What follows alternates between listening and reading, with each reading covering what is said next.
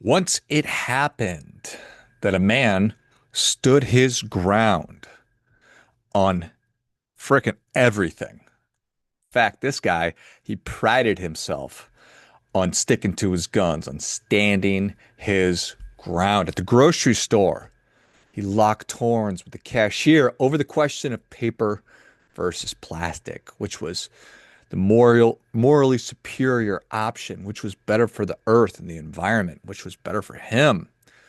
On social media, he spent hours defending the honor of pineapple on pizza against some stranger named Dragon Fighter Master 8674. By the end of the day, he was wiped out. He was exhausted and oddly hungry since he really never made it out of the grocery store with his groceries. At the same time, his neighbor right next door took a different approach. She kept everything moving. Got to keep it moving. Her boss gave her extra work, but no extra pay, and she let it go. Her friend borrowed $1,000, never repaid it. Well, oh well, she kept it moving. Her house even caught fire. It's probably gonna be okay. Got to keep it moving along. So by the end of the day, she was cheerful, but unfortunately, she was also homeless, broke, and a little bit singed, actually. So the moral is, obviously, you've got to pick your spots. If you stand your ground on everything, you'll have no energy left over for what matters. And if you keep everything moving along, you'll drift through life like a plastic bag on the wind. So the trick, learning when to stand firm, when virtue and value intersect, and then to let the rest roll off like water off a duck's back.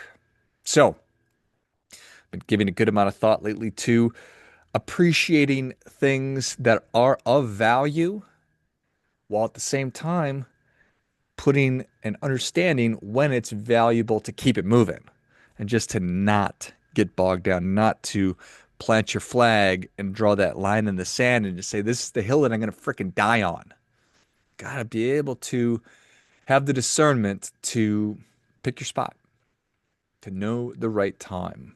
Time and a place for everything. So there is, without question, always going to be tension between keeping it moving and standing your ground. And a big part of that is just understanding what matters, what's worthy of your resources. And of course, I talk a lot about your most valuable resources of time, energy, attention, and money. And those are of value because they're scarce. We do not have an abundance of those, and that is what makes them of value. So, a framework, because it's fine just to say, well, you should understand when to keep it moving and when to stand your ground, but it's not obvious necessarily. So, I think a framework always helps with that. So, here it is. Here's this framework.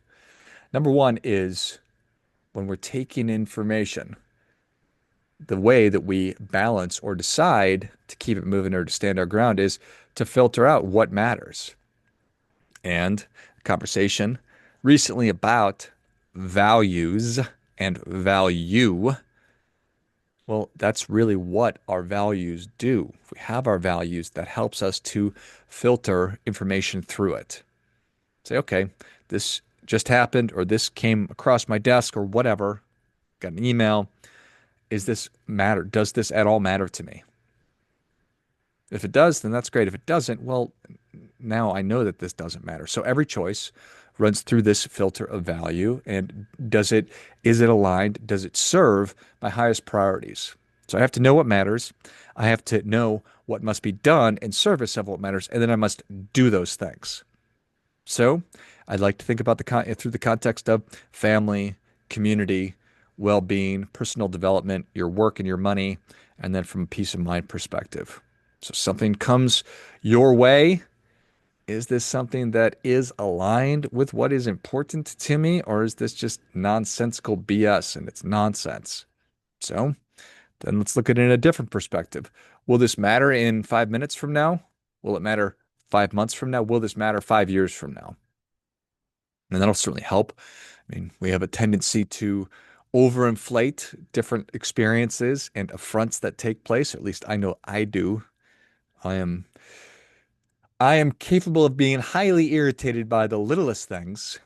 And like the two folks from earlier, sometimes I uh I give too much credence to things and not enough to other things. So none of this is a game of perfect. It is a ever evolving practice of checking in on what are my priorities, what are my preferences, and does this factor into this at all? Does this matter? Or should I just keep it moving? Because too often we are giving too much energy, too many resources to things that just don't matter. And so sometimes it is, yeah, I got to keep it moving. I just got to keep it moving. I can't get bogged down by this. And the second part of this framework is to think about it from a perspective of trade-offs. Because as Thomas Sowell famously said, there are no solutions, there are only trade-offs. And I need to be wise enough, because this is 100% wisdom, to be able to tell the difference and to be able to know, nope, I am not going to make that trade-off. And this is really important because when you say yes to one thing, you're saying no to everything else. But when you say no to the thing that's just come across your desk, you're still leaving all of your options open. So you're just keeping it moving. All right, this is not a priority for me. I'm going to keep it moving, leave my options open, keep my most valuable resources. And then when something does come along that is worthy slash deserving of my resources, then I will apply them there. So it's always a question of, is the cost of this worth the potential gain that I'll be receiving?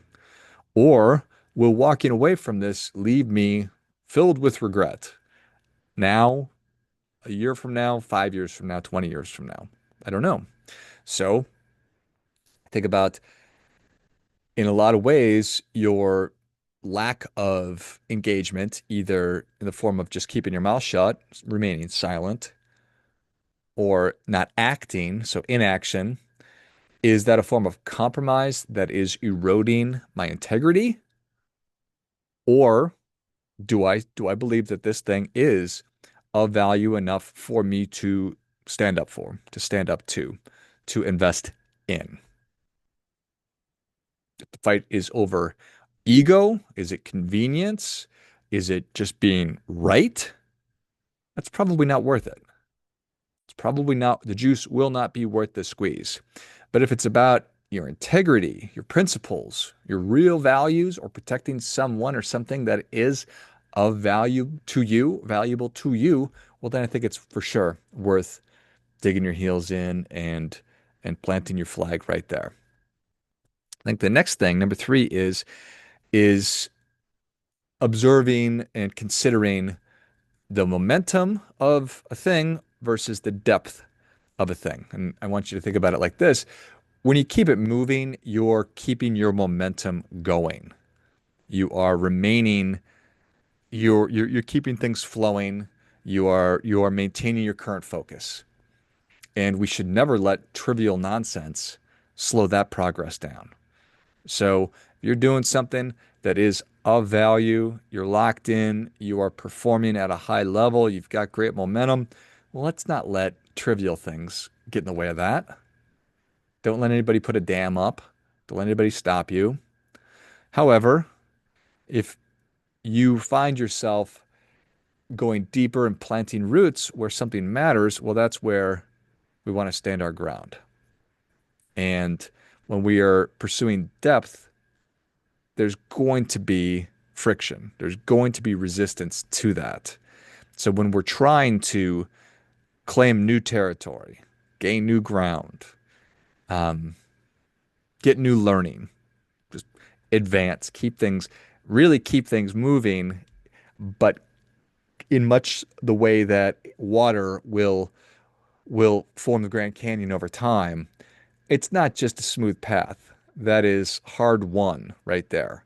The riverbed or path of a river, the Mississippi River, the Nile River, this is countless drops of water slowly making progress over time. And that is standing your ground. That is going deeper. That is planting your roots where something matters. So when we have the opportunity to make a choice between keep it moving, stand our ground, well, these are important things to be considering. And when you think about if your life is only about keeping it moving, risks can become shallow.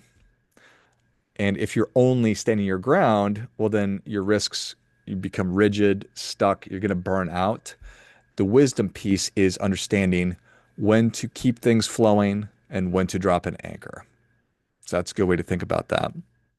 The fourth thing is understanding when you are making a determination of value and virtue. So think about it like a compass.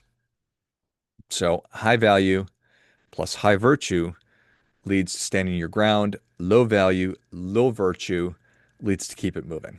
Okay. So I understand this thing has value. It's a virtuous thing. I'm going to invest in this. And the form of investment right now is standing my ground. If the thing that's come across my desk is of low value, low virtue, when I say come across my desk, just get my attention. I'm going to make a decision if I'm going to pursue it or not. If it's low value, if it's low virtue, then it's going to keep it moving. So that,